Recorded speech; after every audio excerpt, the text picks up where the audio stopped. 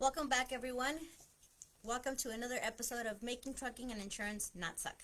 My name is Blanca Montano from Bianca's Insurance and Financial Services here in Chula Vista. Our telephone number is 619-799-9443 for anyone who wants to chime in, give us some feedback.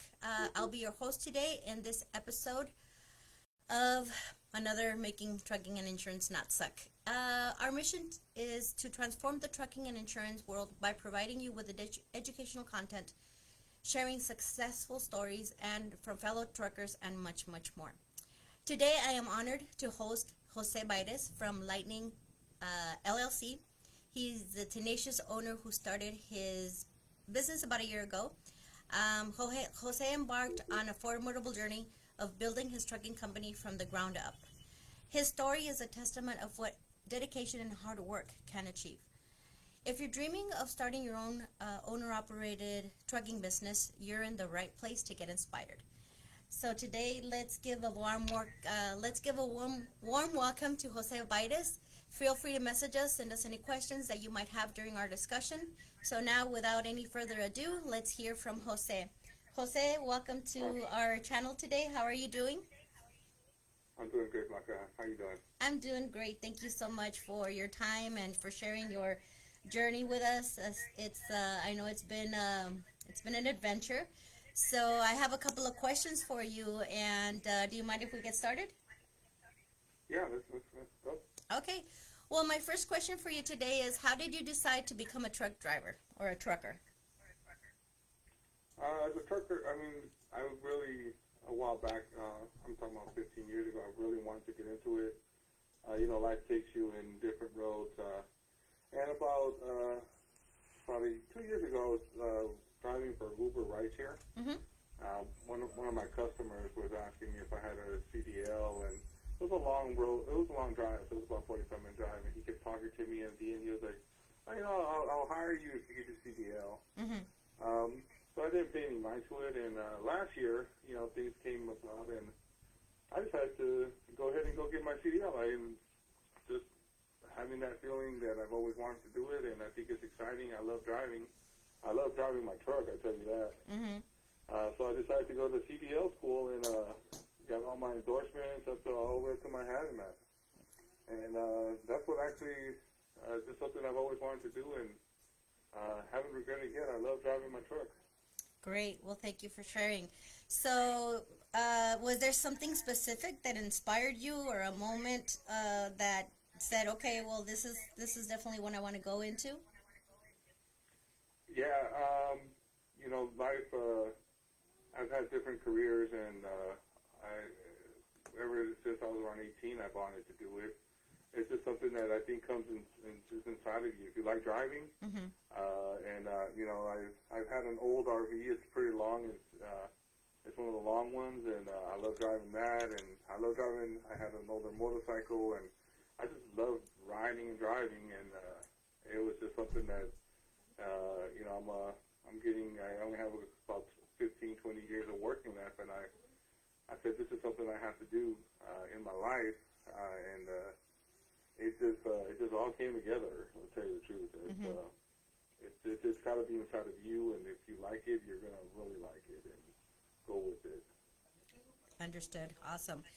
So, can you share with us a little bit about your journey, how you chose the specific, niche that you're in, what type of truck, everything that took you step by step of what truck and where to start, or what?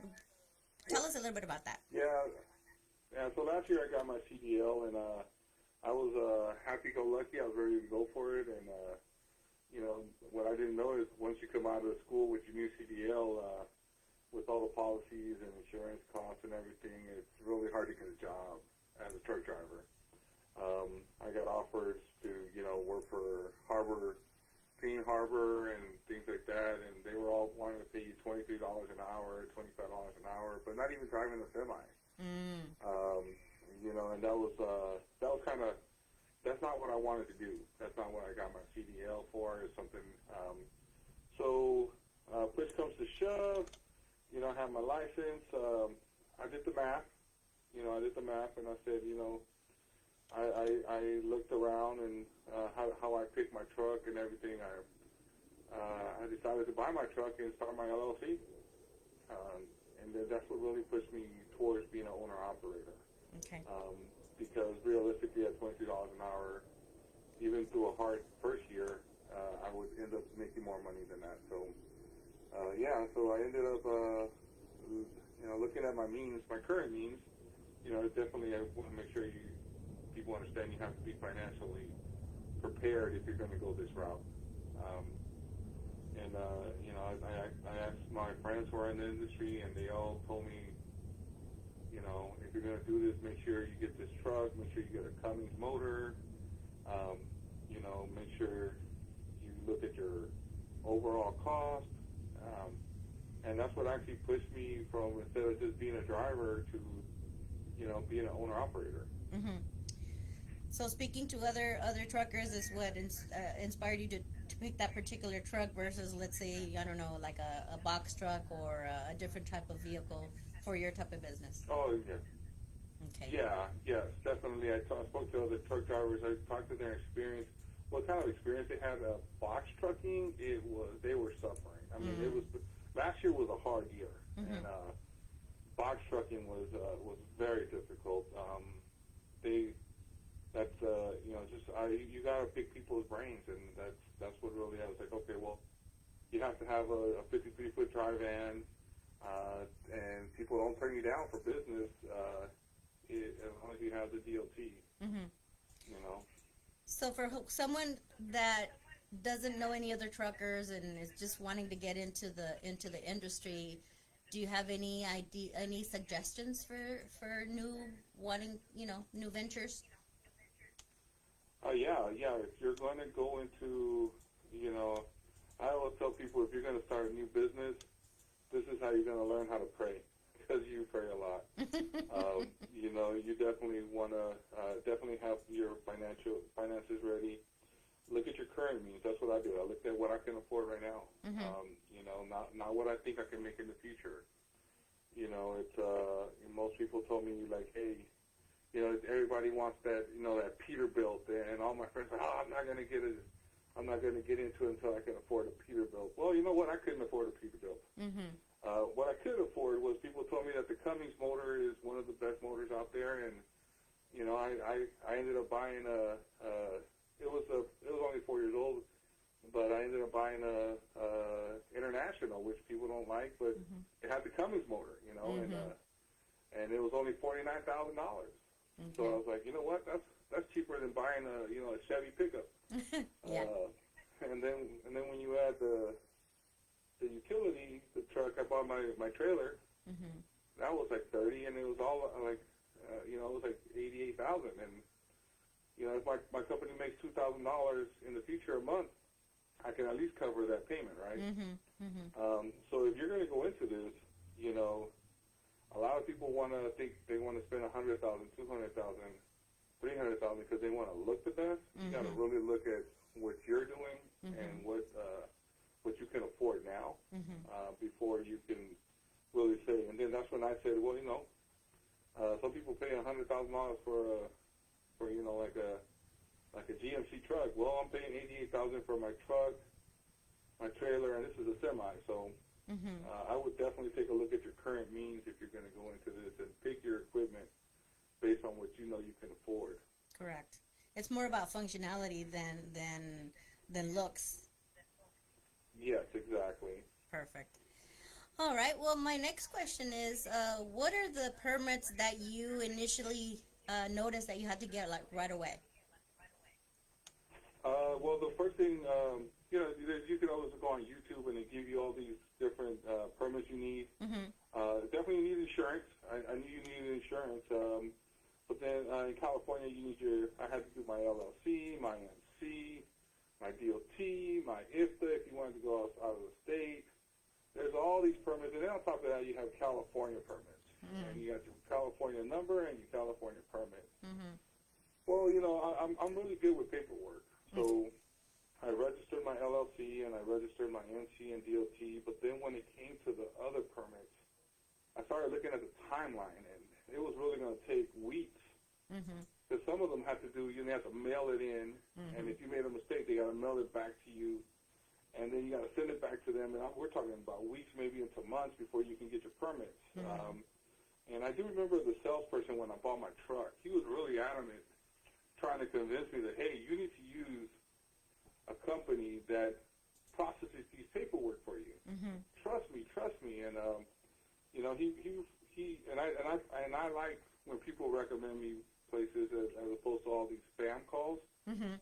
He recommended RIP Inc. out of Southern California, and you know, because I had already done one business transaction with them, I called them up, and you know, you always have to pay the permit fees, and then they'll charge you like $100 or $200 to process each one, and there's a whole bunch of stuff. It's like a food, like you're ordering food. You just check off all the permits you need, and I did. I'll be honest with you, I did it. I remember it was a Monday morning, and they sent me the contract. I signed it. I sent them a check, and I'm not lying to you. By Thursday morning, they were already done processing everything and overnighting my plate for my truck, and I got it a Friday morning, as opposed to going weeks and in waiting for my permits to come. So that's something I would recommend a lot is, A, if you know somebody's recommending you something because they did it with that company, it's safer than a spam call. And, you know, pay somebody. It's a couple $100 more, and I saved literally, I got started like three weeks early because they did everything in less than 4 or 5 days. So had you not used... You know, so, I'm sorry, go ahead. I interrupted you. Oh, no, it's fine. So I use our RIP, and they even called me in November, and they're like, hey, your IFTA stickers are due, this is due. Awesome. And I was like, well, how much is it for next year? And they were like, oh, it's going to be, I think it was like $400 total. As opposed to my first year, I was like, heck, I'll pay that any day. Great. You know, Well, that's... My stickers came in the mail, and I'm ready to go for 2024. Awesome. Great. Well, that's a good resource, definitely. So had you not used this company, how long do you think from actually filing all your paperwork would have it taken for you to actually haul a load? That's a good question, because this California permit alone, man, so that was the only one. Like, I got my sticker, my plate on Friday, and I had to wait another week for California. And even then, it took almost a week and a half to 2. Where if I would have done it, by the time they got the mail, by the time they opened, I think it probably would have been an extra 3 weeks just waiting, going back and forth, pulling my hair out, you know. So, yeah, that's his name is Tim. He works out there in Sacramento, and he's the one that he was very adamant, and I'm glad he was. He saved me a lot of time and money on getting started, actually. That's good. That's great input, because sometimes, you know, we think we can do things by ourselves and save money, and in the long run it costs you more money, because for you drivers, not hauling loads is losing money. Yes, exactly. Awesome. So my next question is could you describe some of your past experience or jobs that, well, yeah, actually you kind of asked it, you kind of answered it in the beginning, but what influenced your decision for the type of cargo that you transport? You transport general freight, right? Yeah, that one you kind of like, one thing I learned is you can have the best heart in the world, you can have all the best intentions, but if you're really going to start your own company, how old your DOT is, it matters a lot. And that dictates a lot from, you know, when I first started, and everybody laughs a lot about it, but I had a new DOT, and the only broker that would work with me is Uber Freight and TQL. And TQL, even then, were like, oh, we won't give you that load. We'll give you this load, but we won't give you that load. It doesn't matter if you're stranded and you got a deadhead back, they won't give it to you because it's an expensive load. They trust you with water and paper products. So my buddies called me the water boy and the paper boy. And that's what you haul for the first 3 months to 4 months. Gotcha. But the more you haul for a company, for a broker, to be specifically, the more you haul for them, the more they trust you. And they're like, oh, well, you hauled at the end they wanted me to haul 10 times for them, and I thought 10 times, wow, that's so much. Before they gave me particular loads, but now I think I did 10 very fast. I think it took me like a week and a half. And so then after a while, now it's like it doesn't matter what cargo it is. They'll call me. They even call you now. They're like, hey, we got this cargo coming out of Santa Rosa. Can you pick it up? You know, so that kind of dictates what kind of freight you're going to start picking up. And it's now I just passed my 6 months DOT yesterday. So Congratulations. Then you get different. You get a chance to go a little bit more into different products. So you were pretty much, for what I'm understanding is, you were pretty much thrown into general freight because of the newness of your DOT. Yes, exactly. If you're going to go into this, and I'm running into a lot of people, and I'll be honest with you, the first 3 months it was kind of scary because I like to talk and I like to meet people and be very friendly with people. And everywhere I went, I like to talk at every stop, picking or dropping, and so many drivers are telling me how they lost their company, and and then now it's like but it's because they didn't have the right, their DOT was new or something like that holds you back. So you definitely, if you know somebody who has a DOT before you get started and kind of work with them as well, I would highly recommend that. Okay. It is really hard the first 3 months. Okay. Yeah, I had another client that started kind of about the same time as you did, and just yesterday or Tuesday, I think, he came in and signed paperwork to cancel everything because he's selling his truck because of that, because he says no one will give him loads. He says he'll leave loaded and then has to come back empty because no one wants to, provide him with any loads because of his DOT being so new. Yeah, and that's part of the business. It's when you start a company, that's your baby. And I tell people, if you're going to have a baby, you better be ready to raise that baby. So you have to prepare for your first 6 months. The first 3 months, if I had a chance to do it differently, I could tell you I would.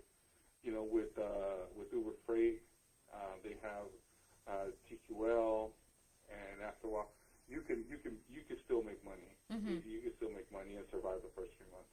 Okay. And then you really want to survive the first 6 months. After that, they don't have a problem working with you. Got it. Awesome. So what do you enjoy most about being a trucker?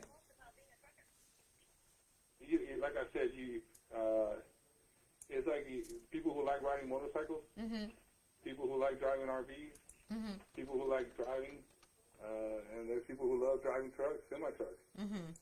It's exciting. It's to me, I can get in my truck and go to a pickup and drive, drive 60 miles to the town. I don't feel like I'm driving a semi. I feel like I'm driving like a Honda CRV or something. To me, I love it, and it's a big truck. It's exciting, and you go out there, and especially if you go up to, I'm in Northern California. You go to Santa Rosa, and you see the trees, and you see because when you go over a bridge, when you're in the car, you're a little lower, but when you're in your truck and you're way up there, you go over the San Mateo Bridge, it feels like you're with the airplanes, and you get this view that you're not accustomed to. So overall, it's the driving and the experiences of just going out there and how beautiful our country is. You really do get to see it in a different perspective. Oh, gotcha. So how do you handle the long hours on the road, and do you have any tips for staying alert and focused? The biggest tip is, and everybody I talk to, they use this phrase a lot. It's find your lane. Find your lane. It's like it's like everybody has different clothes they like to wear. Well, everybody has different lanes. You definitely the first thing is if you don't like the lane you're driving, if you're driving over the road state to state, but you have a family at home, I don't care what you do, you're not going to like it. But if you want to be at home, you gotta find where you can ride shorter times. Or I have a buddy who he drives from Washington State to Arizona, but he has a new baby at home. And the reason he picked that company is because he'll go up to Arizona, pick up, comes back down, and when he stops right here in Northern California, visits his family for a half a day, and then goes to Arizona, drops the load, and he comes back the next day and stays for 5 hours. So he's found his lane. That's what he likes. That's why he doesn't leave that company. Got it. And if you're happy with the lane you're in, it's it's a lot easier to really enjoy the ride. I think that you get to rest. Don't time management's important. Don't take a load that you're going to have to rush to get there. I'll be honest with you, I'd rather not take it because that's when you get sleepy. That's when you get tired, and that's when you start not liking your job. I run into truck drivers every now and then that are trying to get so many loads in one day, and they're like giving themselves a heart attack. Where I know if a load's going to take me 4 hours to get there, it's going to take me 4 hours to get there. I'm not going to try and make it in 3. And if I need to stop, use the restroom, you definitely want to plan your time, and that's going to make your overall experience better. Then again, I also have a sleeper, which means I have a bed in the back. I have my tablet. It's just you got to find what works for you, and then you're really gonna enjoy your drive, and you won't be sleepy, you won't be tired. Take a rest. Perfect. Yeah. Awesome. And do you have any memorable or challenging moments you'd like to share from your trucking career so far? Yeah. I mean, there's a lot of great ones, but I do want to share one where it was really difficult. I started my first month, and then I can pick up on things really quickly, especially when it comes to business. You definitely want to. And so I was in my second month, and I have found my lane. I think for my second month I was doing great. I was already at 10,000 on my way to 13,000 for that month. And so what happened? I was pre-planning my last couple of days of the month, and my rate cons my offers were being rejected by the company, by my brokers, and a lot of the brokers went. I got a message. I called them, and they said, "Hey, the companies want you to have 12 months of DOT now. You can't work with them." And that was pretty heartbreaking. And it just so happened the following day I got a call saying that the company I was pulling for another one that was going to close down in a couple of months decided to close early, and they shut down. Oh, wow. So in 2 days I lost 75% of my business. So I went from flying high to like, oh, what do I do now? Wow. So I literally I had to game change. I had to look for new brokers, and I started taking any little load that I can, as long as that broker would accept my carrier's packet. So financially, I know it's not the best story, but you got to be ready for that if that were to happen. So that's memorable, and I'm never going to forget that. And now that I'm at the 6 months, and those once I went to 12 months are allowing me to run with them, they went back down to 6. I'm never going to forget that how hard it was. So that was a memorable experience, but overcame it by looking for new brokers and keeping my head up, and it is harder, but that's the part of what I was saying earlier. You got to pre-plan your first 3 to 6 months. Awesome. Wow, that's amazing that you kept your chin up and actually decided to continue, because that's one of the biggest things that I've heard is truckers get discouraged, especially, I mean, we need to feed ourselves. Some of them, like you said, have families, so losing 75% of your income is not it's nothing to sneeze at. It's something very, very difficult. So congratulations on being able to to stick with it and like you said, plan so that you were ready for this type of situation. Yeah, and on the flip side to that, like I said at the beginning of, like last year, everywhere I went, it was truck drivers telling me how they lost their company. I'll tell you, for the last month, everywhere I go, is people are trying to get back into the game for it. Now I'm hearing, I'm trying to get my truck back. Oh, I'm trying to get my business back. So, everybody thinks, when a year and a half everything was going great, people think it's going to go great forever. And then when it's going bad, some people think it's going to go bad forever. You know, and it's not like that. It hits the bottom. It hits the bottom, and then it's going to turn around. If it's going great, you got to know that it's going to turn around, unfortunately. And if it's going really, really bad, you got to have faith, and you got to, you know, believe, and it will turn around. And now I'm starting to see a lot of truck drivers. They're like, "Oh, how are you doing it?" Or, you know, I'm like, "Okay, you know," I'm like, "Well, this is what I did. You know, I have my insurance agent who helps me, which obviously you, but you know, I have my IRP. They take care of all my other stuff. I just focus on working with the brokers. And when you work with the broker, you don't have to pay the dispatch fee.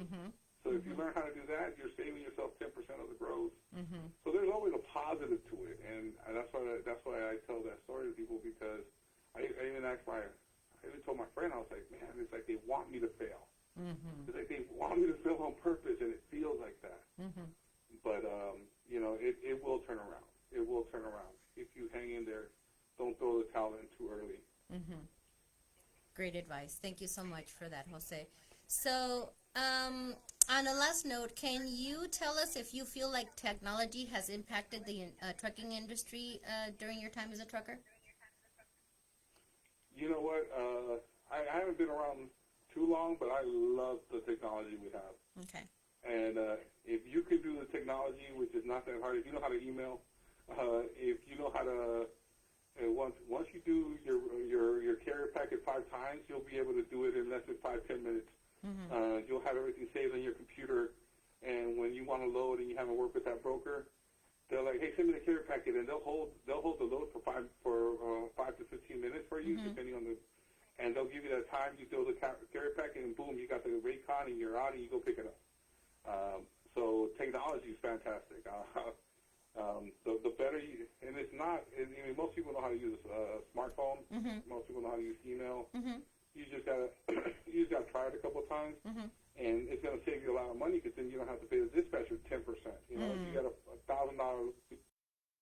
You're welcome. Thank you for the time, and everybody out there, just keep your head up and let people do what they do, and you drive and you make the money. Awesome. Thank you so much. Thank you everyone for listening, and who will be listening to this recording. Remember that here at Bianca's Insurance, we're more than just a company. We're a community. We're dedicated to making trucking and insurance better for everyone. Stay tuned for more tips, stories, and insights in our next episode. So in the meantime, drive safe, stay insured, keep pushing forward, but most of all, have fun. Until next time, this is Blanca Montejano. Have a great day.